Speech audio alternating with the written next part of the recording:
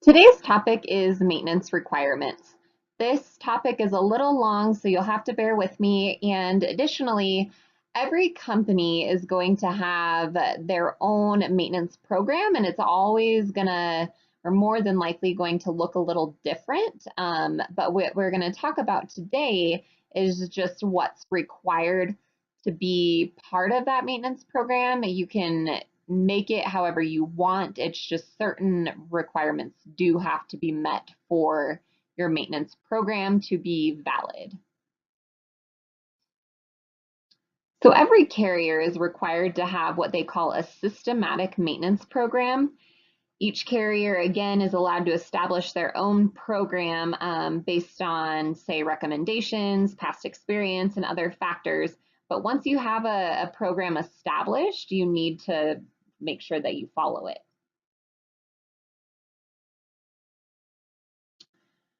There are certain records that have to be kept, and on these required records, there are certain pieces of information that you have to include, such things as the fleet number, your VIN, make, model, year, tire size, and owner if it's not owned by the carrier. You need to create a schedule for inspection, maintenance, and lubrication and have that information on there. Record the inspections, maintenance, and lubrication, as well as other repairs that are done. And those records need to be retained for 1 year and 6 months after the vehicle leaves carrier control. Again, these things are all going to be a little different and look a little different for each carrier. And that's something that you'll need to, check with your compliance officer or look at your DOT program for. But essentially, those pieces of key information have to be on your schedule for maintenance and the records of inspection and things like that. So let's review the roadside inspection process because there are definitely requirements there in terms of your maintenance that have to be met. So um, it's important to remember that at a roadside inspection, the officers do have the ability to inspect the vehicle in operation, and if a vehicle is determined to be unsafe, the officer can stop the vehicle from proceeding, meaning they'll place it in out of service. Um, Knowingly operating a vehicle in an unsafe condition can subject a driver and a carrier to criminal prosecution. So typically how they will inspect your vehicle is during one of the 6 levels of roadside inspections. They're all different. They all look for different things. And there is a specific training on roadside inspections where we go more in depth on what they're looking for each of those 6 different inspections. The inspection report, there is a handling procedure that needs to be followed up with on that report. So when the standard report is used, any out of service issues must be resolved and the resolution documented before that vehicle is driven. All violations noted on the report are corrected. If they are corrected, then the report needs to be signed by the carrier official and sent to the state of origin. That needs to happen within 15 days, and a copy needs to be retained in the vehicle file for at least a year. So it's really important that you as drivers do not lose that form and that you get it to whomever you need to get it to so that it can be signed off on and then returned back to the state in time because they do watch that time frame. Vehicles are generally inspected for various reasons, but most commonly, it's either that they failed like a sight and sound inspection at a scale, or they were at a traffic stop and an officer noticed something they didn't like. Perhaps there was a post-accident inspection, or there was just a random selection through a setup roadside. You never quite know why you're in for a roadside. Some carriers just get waved through and others don't. But essentially, if you're performing your maintenance properly, there shouldn't be anything to worry about when you are inspected. In terms of best practices, as a carrier, you should track all inspections and compare tracked data to publicly available inspection data on the DOT's safety measurement system.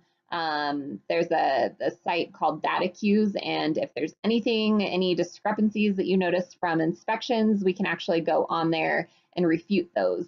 So your DOT officer should be keeping an eye on that. So now we are going to review the DVIR process, which is essentially your post-trip inspection report. DVIRs need to be done at the end of the day, hence post-trip. They are required if there are defects to be reported on the form. Otherwise, they can just be visual. If there are defects, you do need to fill out a form to, have a spot to record that. Your pre-trip does not take the place of a post-trip inspection, so just keep that in mind. The copy of the last DVIR is not required to be carried in the power unit, just FYI. As a carrier, you must retain all DVIRs for 3 months, and the DVIR must contain repairs needed and a driver's signature, certification of repairs, and certification of driver review. We have this nice little DVIR flow chart. So essentially, if you do your post-trip inspection and you don't find any defects, then the driver signs the DVIR showing no defects, and the next driver reviews it and sees that there's no defects and it's ready to go. That is going to be in effect if you work for a company that does require your post-trip inspection reports to be recorded. Federally, though, if there is no defect in your post-trip inspection report, you don't actually have to record and sign off on anything. But again, if you do find a defect, you do have to sign off. So like I just mentioned, DVIRs with reports that have defects noted. So driver notes a defect on the form, then essentially you take that to a mechanic or your carrier official where they sign off on the repair once it's completed. And then the next driver to operate that truck, when they go to do their pre-trip, they'll see that there was an issue that was fixed and signed off on by a mechanic. Then that driver has to sign that, yes, they agree that it's been fixed and they're comfortable with those repairs. And here is just an example of a completed DVIR report.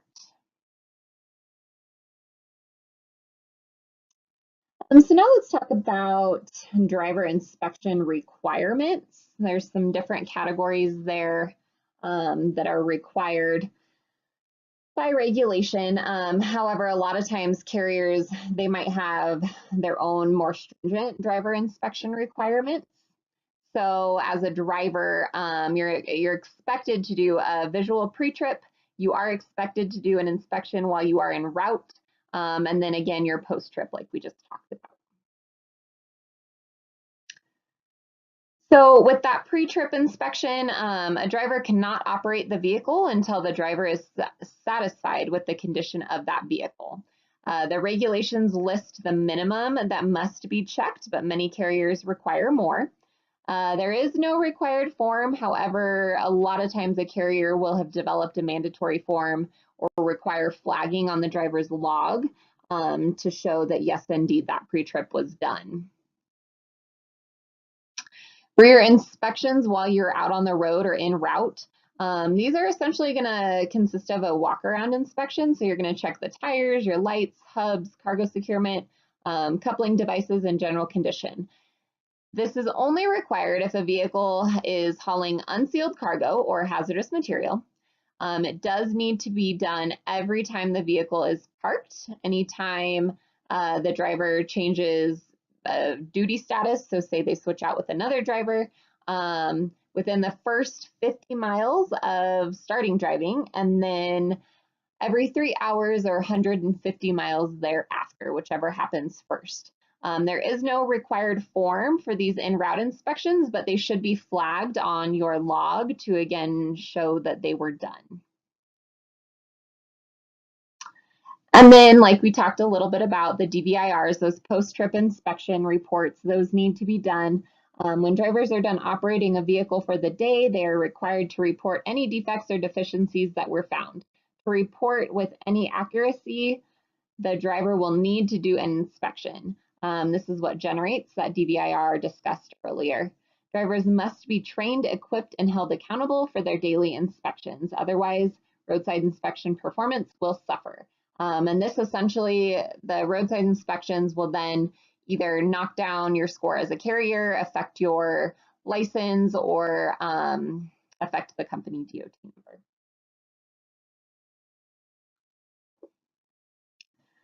So now let's talk about the periodic or annual inspection requirements.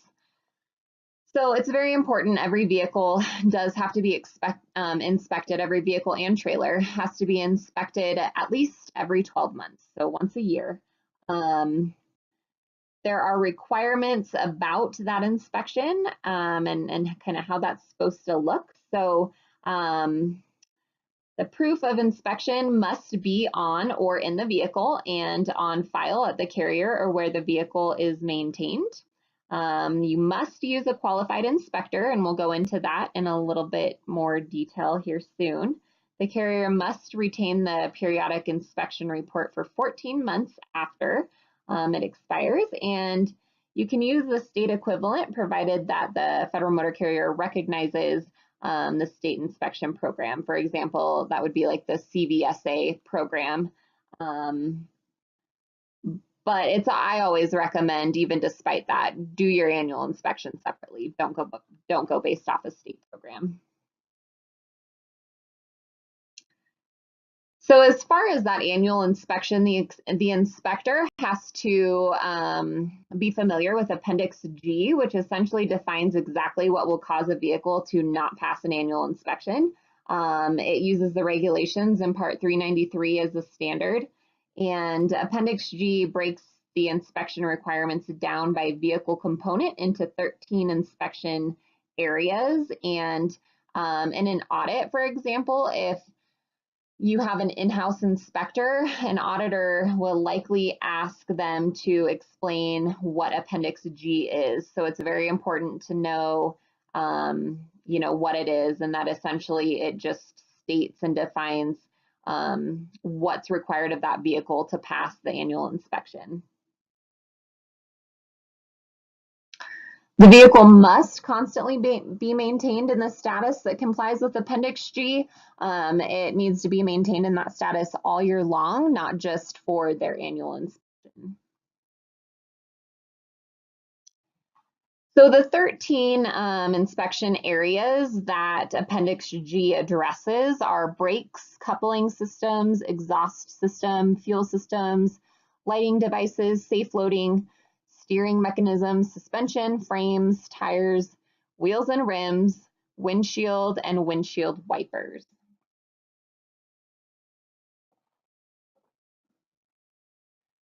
So this is another important thing to know. Every technician or inspector is expected to be qualified if they are going to be performing an annual inspection, repairing brakes, or working with the AC systems. That's for like refrigerator trucks, for example.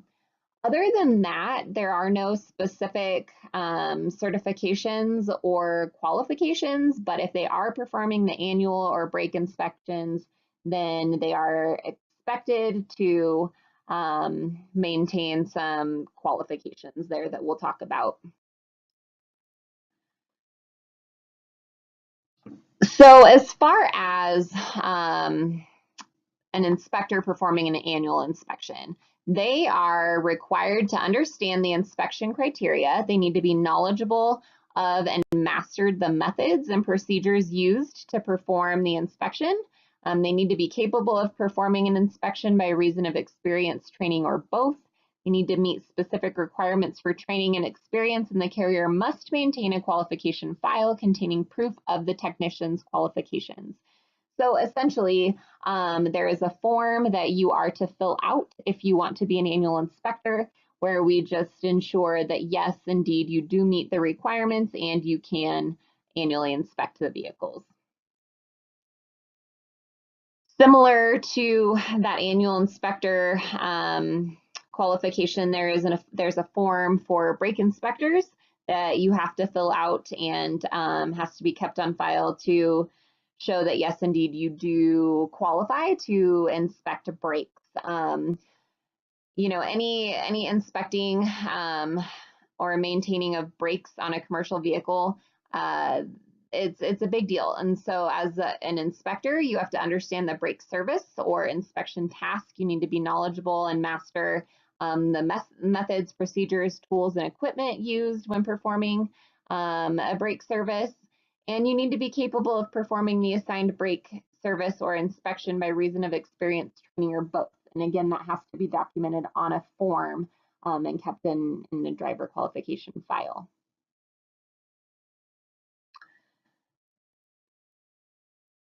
So that technician qualification file, essentially, we will keep your qualifications in your driver qualification file. We don't do a separate file for that. We just keep it all together in one, but it's just including that form to show that yes, you are qualified to make those adjustments, changes, inspections, calls on the vehicle as a whole.